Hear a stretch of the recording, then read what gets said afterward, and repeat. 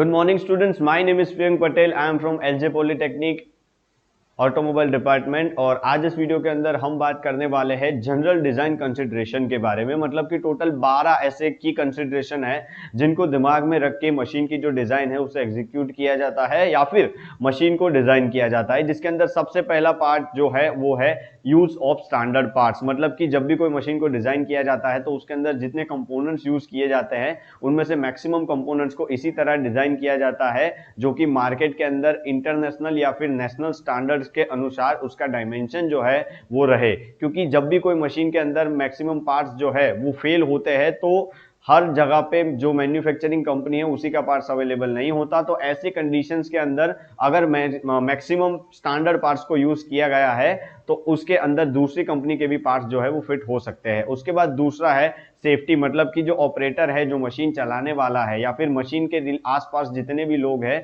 जो मशीन के साथ इंटरेक्शन करने वाले हैं, अगर वो लोग सेफ नहीं रहेंगे तो मशीन को इंटरैक्ट करने के लिए कोई भी तैयार नहीं होगा और वो मशीन जो है वो डैमेज कन्फ्लिक्ट कर सकता है। तो मशीन की डिजाइन उसी तरह से की जाती है कि उसके जितने भी शार्प पार्ट्स है या फिर हाई टेम्परेचर वाले पार्ट्स है वो प्रॉपरली कवर हो और ऑपरेटर के साथ डायरेक्ट फिजिकल कॉन्टैक्ट के अंदर ना आए। उसके बाद जो दूसरा है वो है वर्कशॉप फैसिलिटीज। मतलब कि जब भी कोई डिजाइन को एग्जीक्यूट किया जाता है, मतलब कि डिजाइन को मैन्युफैक्चर किया जाता है, वो डिजाइन प्रोडक्शन के अंदर जब भी आती है तो उस प्रोडक्शन के लिए अलग अलग वर्कशॉप की फैसिलिटीज जो है वो रिक्वायर्ड होती है। तो अगर कोई मशीन डिजाइन को उस तरह से किया गया है कि उसके लिए जो फैसिलिटी चाहिए वो वर्कशॉप के अंदर मैन्युफैक्चरिंग के लिए अवेलेबल नहीं है तो उस मशीन की जो डिजाइन थी उसका practical implementation next to impossible हो जाता है। तो ये चीज ऑलवेज दिमाग में रखी जाती है कि हम जो डिजाइन कर रहे हैं उस डिजाइन को प्रॉपरली मैन्युफैक्चर किया जा सके।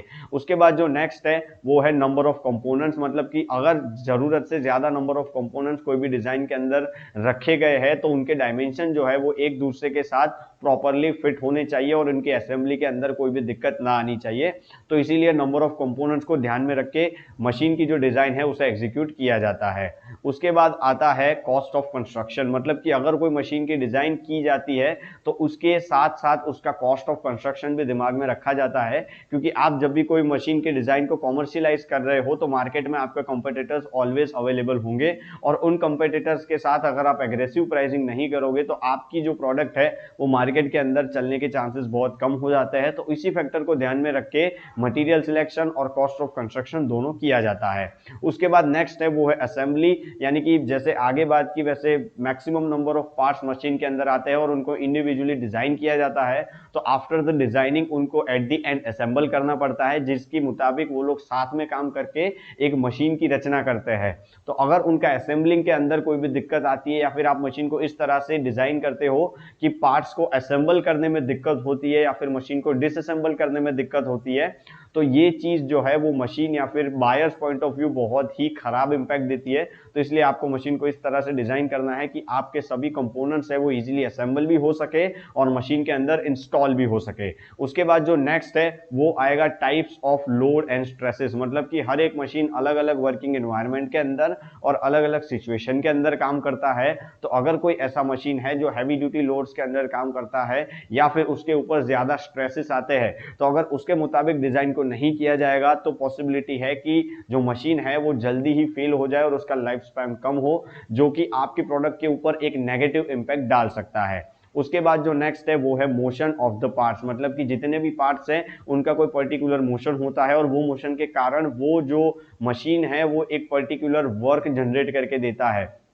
तो अगर पार्ट्स का मोशन एक दूसरे के साथ इंटरफियर करता होगा तो पॉसिबिलिटी है कि मशीन प्रॉपरली वर्क नहीं कर पाएगा और मशीन की जो डिजाइन है वो टोटली फेल हो जाएगी। तो motion of the parts consideration के अंदर लिया जाता है। उसके बाद जो नेक्स्ट है वो आएगा सिलेक्शन ऑफ मटेरियल। मतलब कि जिस तरह से वर्किंग एनवायरनमेंट है, जिस तरह से वर्किंग सिचुएशन है, उस तरह से मटेरियल का सिलेक्शन किया जाएगा। मतलब कि अगर वहां पर हाई टेम्परेचर है, हाई प्रेशर है और उस जगह पे आप ऐसा मटेरियल लेते हो जो उस चीज को सस्टेन नहीं कर पाता है तो मशीन डिजाइन का कोई मतलब ही नहीं बनता।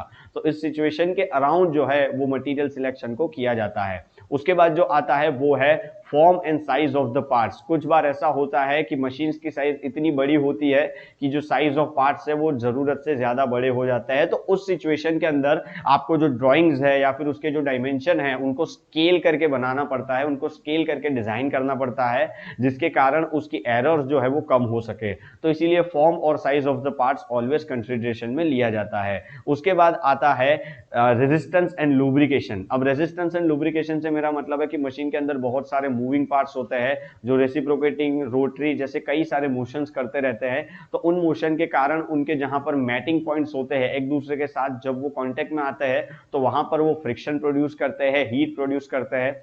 तो वो फ्रिक्शन और हीट को कम करने के लिए लुब्रिकेशन दिया जाता है। तो लुब्रिकेशन को भी at the time of design बहुत ही एक अहम इंपॉर्टेंस दिया जाता है। उसके बाद जो लास्ट कंसिडरेशन है वो है इकोनॉमिकल फीचर्स, मतलब कि आपकी जो डिजाइन है, आपका जो मशीन है, उसको सस्ता बनाने के लिए या फिर उसको ज्यादा इंपैक्टफुल बनाने के लिए उसके अंदर कम प्राइस में ज्यादा फीचर्स जो है वो इंस्टॉल किया जाता है, तो उसको बोला जाता है इकोनॉमिकल फीचर्स। तो ये जो 12 कंसिडरेशन है, ये 12 के 12 कंसिडरेशन को दिमाग में रख के ही मशीन की डिजाइन की जाती है, जिसके कारण मशीन की डिजाइन कभी भी फेल ना हो। तो अगर आपको वीडियो पसंद आया हो तो वीडियो को एक लाइक दे दीजिए और चैनल को सब्सक्राइब दे दीजिए। आपका वीडियो देखने के लिए बहुत बहुत धन्यवाद।